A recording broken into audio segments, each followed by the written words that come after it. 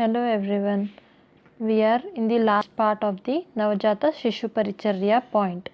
So till now we saw the point Navajata Shishu Paricharya in all the parts, part 1, part 2, part 3. What all we saw?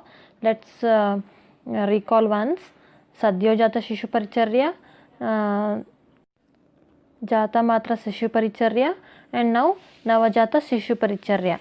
In one part we saw the cutting of umbilical cord and its complications due to improper cutting of umbilical cord.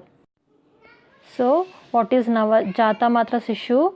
That is the baby born immediately after birth till cutting of umbilical cord is known as Jata Matra Shishu, and Sadyojata Shishu is the baby born immediately after birth till 24 hours is known as Sadyojata Shishu.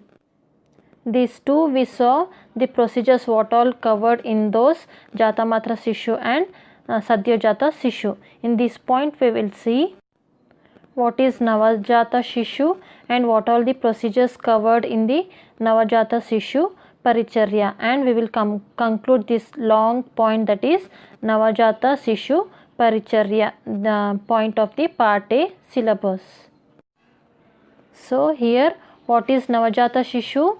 The Navajata Shishu can be referred as the baby of 120 days of age. The baby immediately after birth till 120 days, that is 4th month, is known as Navajata Shishu. Navajata Shishu Paricharya includes what are the procedures? The procedures of Jata Matra Paricharya and Sadyojata Shishu Paricharya procedures, and all other samskaras up to 120 days are included in Navajata Shishu Paricharya, that is up to the samskaras of Nishkramana Samskara. The procedures after Sadyojata Paricharya, which includes in Navajata procedures, are you have to include the procedures of Jata Matra Shishu Paricharya and Sadyojata Shishu Paricharya and rest Navajata Shishu Paricharya procedures, which explained as Prashana after first day, Stanyapana, Raksha Karma and Nishkramana. These 4 points, including the procedures of Sadyojata Shishu and Navajata Shishu, are explained as Navajata Shishu Paricharya. I think you are getting my point, because what I am saying is, if you are explaining the Navajata Shishu Paricharya, then you have to write all the procedures, not only these 4 points, but you have to write the all procedures of Jata Matra Shishu, Sadyojata Shishu and these 4 points of Navajata Shishu, because here what is Navajata Shishu? The baby born immediately after birth till 120 days is known as Navajata Shishu. So in Navajata Shishu Paricharya, you have to include all the 3 procedures of Jata Matra Shishu, Sadyojata Shishu and Navajata Shishu.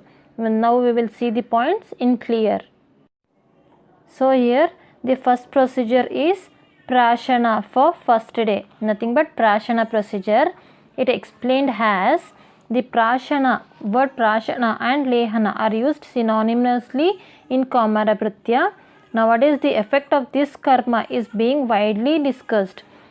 And what is this Prashana? Explained as Tarjani Madhyamangushtaihi Saspurshya Parigruhyate Yavadannadikam Tatu Prasha Mityabhidiyate, means the amount of food which can be grasped by the tip of the middle finger of caretaker is termed as Prashana. It is meant for establishing and promoting longevity, immunity, intelligence, complex energy and preventing the child from evil domains. Means in Ayurveda they are termed as the indications or the results which we get from Prashana are Ayushya, Varshya, Medhya, Varnya, Balya, Punya and Graha Nirodha. These all will be the result of Prashana by giving the Prashana to the child. In last slide we saw what is Prashana and how it should be fed. Now we will see what all Prashana or the medicine should be fed on which day. As starting 4 days, some women will not be having sufficient lactation, that is breast milk. So our acharyas mentioned some prashana drugs to be licked for the baby, for nourishing the baby, and also to suppress the hunger of the baby. That is, first day honey plus ghee plus ananta. Ananta is nothing but gold. Quantity should be baby's fistful, and fistful is nothing but maybe the 1 drop or 2 drop. How much will be the fistful of newborn baby? That much only, right? And the quantity is 3 times a day. And the second day of newborn baby should be fed ghee medicated with Lakshmana Panji drug. And on third day of the birth, once extracted colostrum of breast and twice mixture of ghee and honey. Colostrum of breast is nothing but first 7 days of breast milk is known as colostrum. Once should be fed that, and twice the mixture of ghee and honey. And on 4th day, baby can be put to the breast directly to feed the stanya, that is nothing but stanapana, breast milk. These 4 days are the procedures to be followed for the prashana procedure in Navajata Sishu Paricharya. In this, the first day of prashana is included in Sadyojata Sishu Paricharya, you may be remembering, and rest 3 days are in Navajata Sishu Paricharya. Stanapana is the next point, that is nothing but breastfeeding. The special care has to be taken not only in maintaining the quality of stanya but also in the techniques of feeding. Nothing but the qualities of stanya we will maintain by giving nutritious food for the mother and nourishing the breast milk by giving some medicines and all. But here techniques of feeding is also maintained, as the position of the baby maybe, or the position of the mother, and duration of the feeding, all should be maintained. The main thing is position of the mother should be in the sitting position, is mainly primarily indicated, or else the positioning of the baby should be slight upwards, because when you feed the baby, if baby is in slant position, it may get stuck in the throat. So always while feeding, the baby's head or shoulder should be supported bit upwards than the position of the baby, and you should feed. And main duration is minimum 2 to 3 hours. Duration from one feed to second feed should be maintained. In this period also, if baby is crying, one thing, the baby is not getting sufficient breast milk, or else see for the other reasons of discomfort of the baby. If baby is crying, it means not only the baby is hungry, but also the other discomforts or maybe some health issues you should recall or you should identify. Because all mothers, what they will do, if baby is crying, directly they go for feeding. At least 1 or 2 hours difference should be maintained for every feed, so that baby will get digested and it will not be overfeeding. And next is preparation of the baby. The baby has to be bathed and dressed with new clothes. Baby should be facing north. And preparation of the mothers consist, mother should be faced towards east. Little milk should be expressed out for feeding baby before feeding baby, and initially the right breast has to be given for feeding with enchantment of mantras. Here how baby is north and mother is east. When baby is sitting towards east side, and she takes the baby to the right breast, and so that baby will be facing towards north. Rest all the detailed techniques of breastfeeding and positioning of the mother and baby, and qualities and quantities of stanya and stanya sampat, all will see in the point of stanya. Here we took the point only about breastfeeding and its uses. And main thing you have to advise the mother is, till 6 months exclusively breastfeed should be given. The breastfeeding or breast milk is main immunological content to the immunity power of the baby. In case of lack of breast milk, they can go for formula milk, and neither anything should be fed till 6 months. Next point is Rakshogna Karma, that is protective measures. Here Rakshas means evils, and Gna is nothing but kill. The killing the evil spirit or the microorganisms is known as Rakshogna Karma. It is nothing but the protecting the baby from infections or microbes, something else. And generally the protective and curative measures mentioned in various contexts like operative procedures in Shalyatantra, acute neonatal disorders like Grahabada, Unmada and Apasmara, and Swastavritta can be included under the term Rakshogna Karma. The concept of Graha and Bhuta are closely linked with Hindu mythology. The modern view of this can be compared with impact on health due to unknown causes, infections or psychiatric disorders. The Rakshogna Vidhi once again reveals the scientific sense of our ancient scholars, that is our acharyas, regarding the nosocomial infections, which they have the knowledge of these and created the Rakshogna Vidhi. The main aims of this Rakshogna Vidhi are protection from Grahabada, prevention of mental disorders, prevention of infections in postnatal period, curative infections, and reduction of intensity of manifested diseases. These are the main aims of Rakshogna Karma. So now we know what is Raksha Karma. This Raksha Karma explained in Kaumara Bhritya are explained as some points. They are: place, that Sutika Gara place should be surrounded by branches of Adani, Khadira, Pilu and Parushaka. These are the Rakshogna drugs which are surrounded by the place of the Sutika Gara, or the where the child is made to sleep or use child using places. And seeds of mustard, linseed, rice and kanakanika should be scattered all over the place.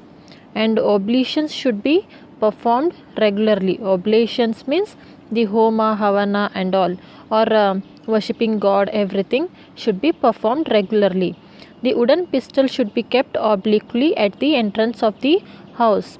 This point they said because in olden days there was no doors for the rooms. They were just keeping curtains.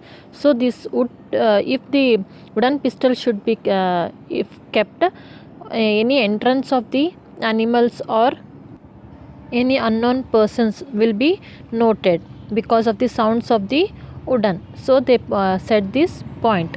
And the pottali containing vacha, kushta, hingu, mustard, garlic and other drugs should be kept at the entrance and worn by mother and baby.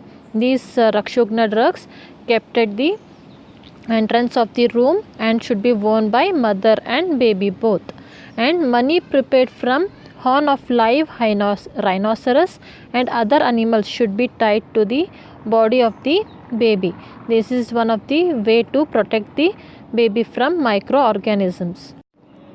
And last point is dhupana of the Kumaragara should be done with Guggulu, Agaru, etc. These Rakshogna drugs, using these drugs should be done dhupana every day for the Kumaragara to protect the room from microorganisms, infections, etc. This dhupana is explained.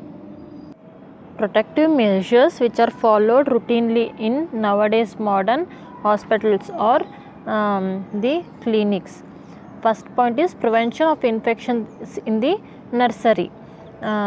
What all the points explained in preventing the infections in nursery are: health standards for personal, hand washing, dress code, cleaning environment, cleaning and disinfections of baby beds, and disinfection and sterilization of patient care equipments. These all are the preventive measures taken to the prevent the infections in the nursery.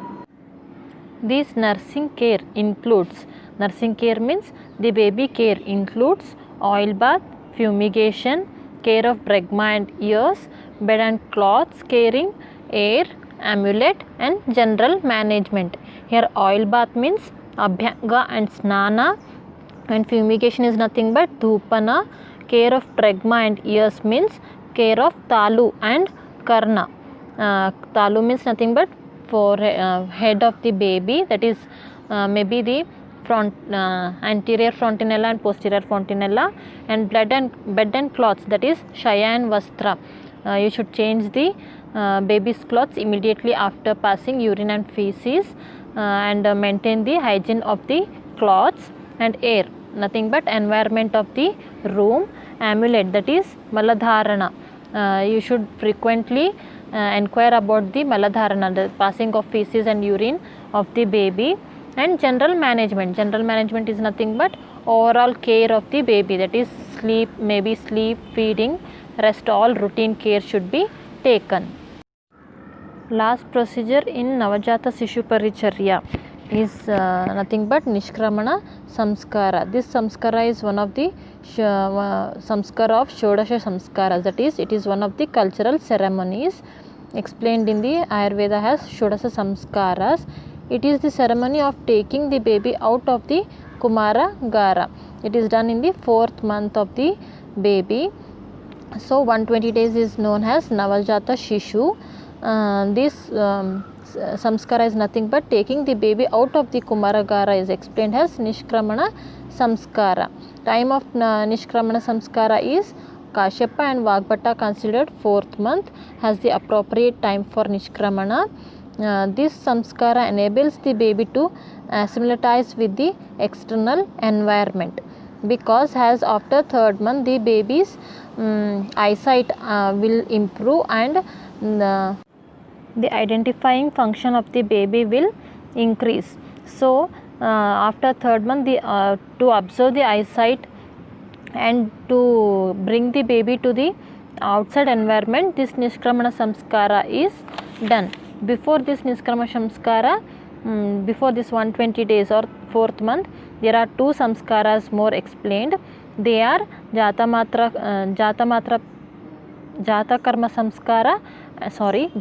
Samskara and Namakarna Samskara. Jatakarma is nothing but immediately after birth what we do, Stanapana, Prashana and Udaka Kumbhasthapana are explained as Jatakarma Samskara, and Namakarna Samskara is nothing but naming the baby, or naming ceremony of the baby is known as Namakarna Samskara. It is done according to Ashtanga Sangraha on either 10th day or 12th day, and Kashyapa and Ashtanga Hridaya mentions 10th day as appropriate for Namakarna Samskara. This was the procedures of Navajata Sishu Paricharya. Here it completes the point Navajata Sishu Paricharya. More 2 sub points are remaining here, that is difference between preterm, post-term and term babies. This 1 point is remaining. As this Navajata Sishu Paricharya was dragging too long, so I cutted that point, and I will explain that point in separate video as the high risk infants in next video. Rest that point, rest all covered in the Navajata Sishu Paricharya. What is this Navajata Sishu Paricharya? The baby from birth till 120 days is known as Navajata Sishu. The procedures which are followed in these 120 days are explained as Navajata Sishu Paricharya. Again it is divided as Jatamatra Sishu, Sadyojata Sishu and Navajata Sishu. Procedures in Jatamatra Sishu are Prana Pratyagamana, Garbhodaka Vamana, Mukha Vishodhana and Nabhinala Chedana. These all are the procedures covered in Jatamatra Sishu. And Sadyojata Sishu, Snana, Taila Parisheka, Udaka Kumbhasthapana and Prashana for 1st day. These all are the procedures till Sadyojata Sishu. And in Navajata Sishu, as we saw now, Prashana, Stanapana, Rakshogna Karma and Nishkramana Samskaras. These all are the procedures followed in Navajata Sishu Paricharya. till here we completed the point. If you have any doubt or if you have any to ask, or you can comment in the comment section box. In next video we will see the high risk fact infants, that is high risk factor infants that are explained in Navjata Sishu Paricharya only sub point, preterm, postterm and term babies. Then we will go for next topic of the part A syllabus. Thank you.